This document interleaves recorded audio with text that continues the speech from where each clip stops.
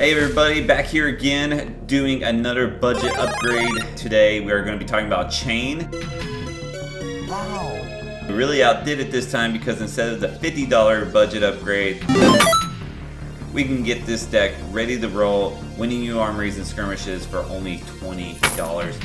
Take it out of the package, add a few more cards for only $20 more, you're winning tournaments. So let's get right on to him and show what the deck is that comes in this package. We'll just kind of go over what he does and then we'll give you the upgrade guide. Chane is a very competitive hero. Once per turn action, create a Soul Shackle token, and the Soul Shackle says at the beginning of your action phase, banish the top card of your deck. Your next Runeblade or Shadow action gains Go Again. They do stack. So every time you activate this Chane ability, which is only once per turn, so every turn you activate it, you'll get an additional Soul Shackle, and that means on that next turn, you're going to banish an additional card off the top of your deck.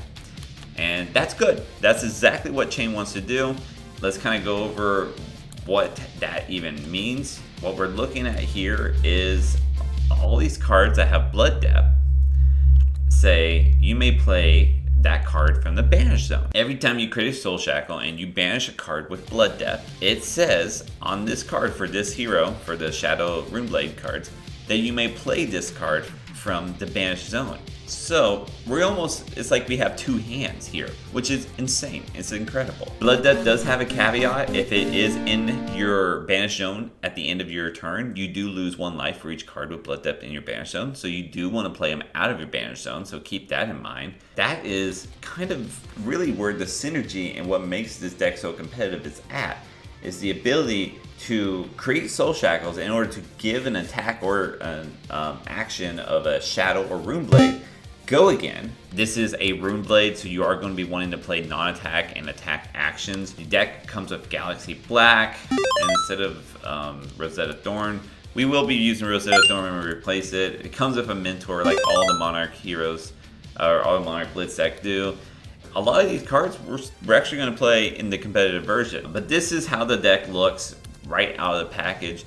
Let's get into how it looks when we upgrade it. Here before us, I have laid out the $20 upgrade to make this deck hella competitive. Let's get into it.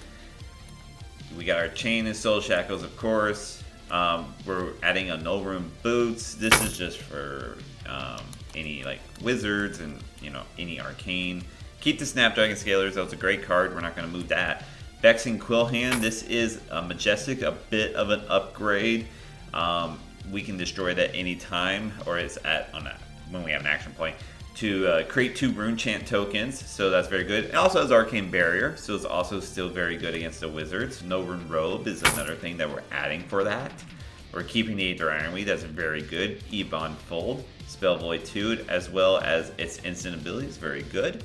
And then we're adding a Crown of Dichotomy, just because this crown is actually very good for Chane, because you're basically stacking your the top of your deck, and if you have Soul Shackle out, if you have a couple of those out, then you know exactly what's going to be banished, which can be very nice. And then finally we have Rosetta Thorn, which is the best Runeblade weapon, and we're going to continue running that until Briar is no more in Blitz. One thing I forgot to mention with the other deck is that it runs Seeds of Agony. This is a very good card, but sadly this card is banned because of how good it is. So do not, if you're upgrading the original deck I have right here, you might want to keep that card, but you just know you can't. Let's get into what we're going to be adding to make this deck even more competitive. And we're not adding Soul Reaping. Soul Reaping actually came with the deck. This card is super good. Let me just tell you about it real quick. You might look at that 6th price and say, man, that is way too expensive, and you'd be right. But this is our specialization card, so you know it's going to be special because you can banish 1 or more cards from your hand rather than pay its cost. So instead of paying 6, you can just banish 1 card and now it's free. On top of that, if you banish a card with Blood Depth, you gain a resource for each card that you banish with Blood Depth. So if you have 2 Blood Depth cards in your hand, you banish those 2 to play out Soul Reaping for free.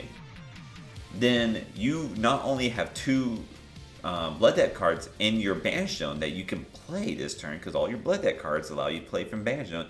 But you also get 2 resources, which is insane. It's so gnarly. And then it does have this small text, which sometimes is relevant, is that if it's attacking a hero with 1 or more cards in their soul, it has Go Again. So this would be your Prisms or your Boltons that work with the soul. So obviously we're not going to move that card out from the original deck. That card is too good. That card is the keep. And you can see a little Ursa in the background. That's pretty cool. I never noticed that. Anyhow, let's move into Belittle. Belittle is just a great value engine. It's a generic. As additional cost, you do have to reveal a card that has an attack power 3 or less. More than likely, you'll have one in hand. I mean, most of our attacks are 3 or less, except for a few. But most of them hit that sweet spot. So if you do, then you get to go grab Minnowism, which is a card here we'll get into. And then you get to reveal that and put in your hand. So that's very good. It's 1 for 3 of Go Again. That allows you to grab another card. Now, depending on how your hand looks will depend on what type of Minnowism you want to grab. So we have red and yellow Belillos, but now we have red and blue Minnowisms. So if you have a good amount of blue in your hand that you don't need the extra resources, then you go out and you grab the red Minnowism that pumps up your next attack that has 3 or less base power by +3. So it's a 0 cost pump. So that's kind of nice. It's pretty nice, especially when you get to tutor it up.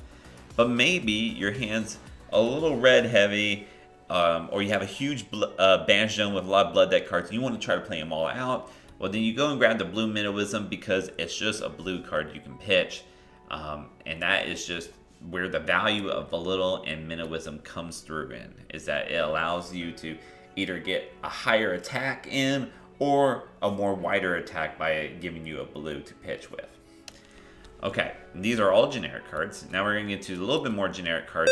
We're going to get into Plunder Run. This card was so good in CC that it was banned, but it's still legal in Blitz, and Chane is the best hero to take advantage of this card. So it costs 0, and it says the next time an attack action you control hits, draw a card, which is insane. So allows you possibly a free card draw. Now, what's really good is that if you play it from the arsenal, the red one gives your next attack +3. So it's a 0 +3, and then the next attack action that hits this turn, you draw a card. So if they block your first one, but your second one hits, you draw a card, right? Plunder Run Blue is also in here. It just gives a +1, it comes from the arsenal. But this card is so good that you do want to run at least one more version than just the reds. And we're just running the blue because what you'll find when playing Chane is that you want your blues in your hand and your reds in your Banish Zone so that you can play them. So now let's get into the Blood Deck cards. Bounding Demigod is a card that we saw in the original starter. We are keeping the red, but we're also adding the yellow and blue because this is a very good card. It only costs 0. And it comes in for 0 for 3. However, if you played a non-attack action card this turn, you can play it from your Banish Zone. So you do have to play a non-attack to be able to play it from your Banish Zone, but then it also gains +1. So it's a 0 for 4, which is very, very good. So that means the yellow is 0 for 3 and the blue is 0 for 2. Blue is a lot just for the pitching, but you know, it's not a bad card to be able to play. Anything that is in your blood or your Banish Zone that costs 0 is great. And just don't forget to give it Go Again using Chane's ability to give your attack, your Shadow or Runeblade attacks Go Again. Riftbind, this is another card that was in the original. We are keeping this one as well. It is very good. Especially if you really use your cards here. So it says you may play it from your Banish Zone. If you do, it gains +X attack, where X is the number of non-attack cards you have played this turn. So, you know, maybe you played Belittle to get your Minnowism and played a Plunder Run. Well, now this thing is coming in, you know, it gets +6 from these two, but now it also gets +2 from its own ability. So now it's coming in for 11, a 1 for 11, which is just gnarly. And it has Blood Depth, so you can play it from your Banish Zone if you banish it using a Soul Shackle. So very cool, very cool. Now we have Unhallowed Rites. This is one of our few cards that is a higher attack power on its own. You can only play it if you play a non-attack. This is, you know, Chane is a Rune Blade, so Rune Blade classes like to play non-attacks and then attacks. So this goes with that. This allows you to put a non-attack action card with Blood Debt from your graveyard on the bottom of your deck. We only have one card that it can put on the bottom of our deck, and that is Howl from Beyond, because this is the only card with Blood Debt that's a non-attack action. Howl from Beyond is a 2-cost pump that gives your next attack action +3. You might be looking at that. Minnow Wisdom and Plunder Run are 0 for 3 pump. This is a 2 for 3, so why are we even playing it? Well, the fact is that it has Blood Debt. Being able to play, even if it's a costly pump from the Banish Zone, is really where we want to be. So we're okay with paying the extra few if need be.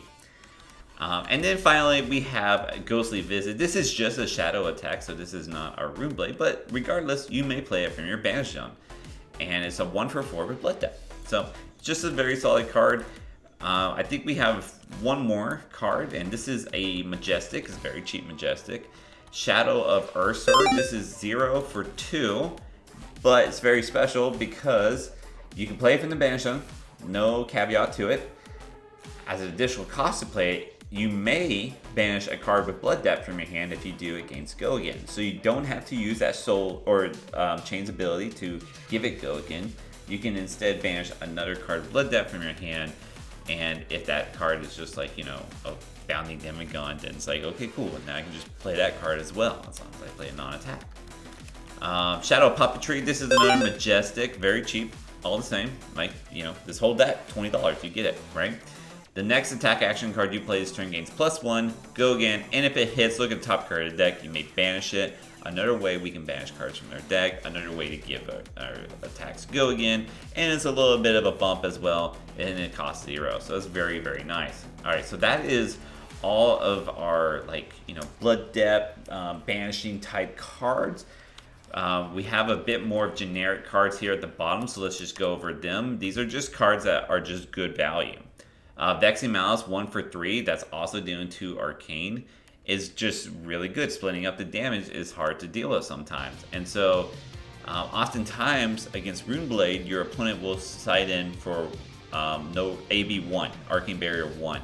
Well, this Vexing Malice deals 2 Arcane damage, so you're going to get Arcane damage through at some point. And if you give it Go Again with Chane's ability, it becomes a 1 for 3 that deals 2 Arcane damage with Go Again. So that's just so freaking good. Modern Skies, this is a blue pitch that we will sometimes play. The next Rune Blade attack action you play this turn gains Go Again, and if it hits, create a Rune Chant token. So we're really doing this so that we can get the Go Again, and this really comes in on the late game. We generally just pitch this for the most part though. Strill of Skull Form, another blue pitch for the late game, but we can play it. It's a 2 for 5 if we make a Aura. Well, our Soul Shackles are auras, and so it's not too hard to do that. So a 2 for 5 in the late game, it might be exactly what we need, and just being a blue pitch is very good. We're doing that again here with the Vexing Malice, just because, again, just having that 2 Arcane damage and breaking up from the physical attack and the Arcane attack is just so good. I mean, that's ultimately why Rosetta Thorn is the best Rune Blade weapon out there, is because it splits the damage. Okay, and then now finally we have these 2 cards here. We'll go over Captain's Call. Both of these are just blue pitches, by the way. This is why we run them. It's just to pitch them for the most part, but they have extra utility. Captain's Call being able to give a pump of +2 or our next attack action Go Again. Very good. And then Sting of Sorcery, allowing our attack actions whenever they come in to deal 1 Arcane damage. Here again, we're splitting the damage between physical and Arcane. So that is the deck. $20, and you can build this deck and just go ham. I mean, honestly, your true value is within Chane himself. Just being able to create Soul Shackles and being able to play all these cards we see right here from your Banish Zone, basically making it so that you have 2 hands. So that is the true value of Chane. Now, as always, I want to just add in the very end of this video how you can even go further and how much money it would cost you to really upgrade to the higher echelon tier of this deck where you're really putting in the high money. Let's get into that real quick. Okay guys, so here we have you put all your money into this deck, sort of deck list right here, and off the first glance, what you might notice is that the deck is almost the exact same, save one card, and that is right here, Art of War. This is a very pricey card right now. It is a generic, so it's not a bad, like, you know, investment. There's a lot of decks that run Art of War. But you're gonna replace the yellow bounty demigons with this Art of War. And the reason why Art of War is just so good with this deck is that it has the last option is to banish an attack action card from your hand if you do draw 2 cards. Well, maybe, you know, with other decks, you're just banishing the card. You'll never see that card again. But here with Chane, you can banish an attack action card, Blood Debt, and play it all the same. Okay, so now let's get into the equipment. Crown of Providence, we're seeing that almost in every deck. It's, again, a generic, great investment. Highly recommend. If you're going to start buying some of these higher cost cards, this is a good one to start with. Moving on, we have Carrion Husk. Not quite as expensive. This is a shadow equipment, so as of now, you can only play it with Chane and Levia, or Levi, however you want to say that hero. It does block for hefty 6, which is why it is very good for this deck. You do have to use it before you have 13 or less life, so keep that in mind, but it's a very good card. If you just need to hold on to your hand because it's so good looking, you can just pop off with this hand, then you can throw a Carrion Husk in front of one of their big attacks just to negate some damage, to keep yourself alive, to be able to go, go, go. We have these 2 legendaries at the end here. We have a Grasp of the Arknight. This is a card that can block for 2 and then 1, and then on top of that can create rune chance. Sometimes you'll have a very blue heavy hand, and you can pitch into Grasp to just make a rune chant to get a bit of value off your extra resources you might have. And then really the true value is the block. Now we have Spellbound Creepers, and instead of the Snapdragons, we're running this card. This card really allows for some trickery to go on. It has, you can pay a resource, put a bind counter on it, and then you can play your next non-attack at instant speed. When you play a non-attack at instant speed, such as a Plunder Run has Go Again, which means that you can have that action point. So you might just come in with an unhallowed rights that doesn't have Go Again, and then you activate Spellbound Creepers and play Plunder Run. Well, now you have the action point because Plunder Run has Go Again. So it lets you keep going, and that's why Spellbound Creepers is very good with a deck like this. The caveat here is every time that you do it, you put a bind counter on it, and for each bind counter, you need to do that much arcane damage to them to keep the Spellbound Creepers around. That is the upgrade. Not a ton of cards. Big value though. Big value on the upgrade. So keep that in mind. But like I said, for $20, you can really get this going and just start winning. So that is my budget upgrade video, our cheapest one yet. Go ahead, grab this deck, or maybe you'll get it as a gift. This is the season. If you're looking for other gifts, we have a video here. And if you're looking for other upgrade guides, we have a couple here. Thanks for watching, guys, and keep on fabbing. Hey guys, thanks for watching this video. If you like this shirt or the others we have just like it, we sell shirts and keychains and more to come. Go to fleshandbaubles.com, enter the promo Sneep, and you get 10% off your entire order. So check it out. Some really cool stuff, some really cool gift ideas. We would really appreciate your help supporting us. Thank you.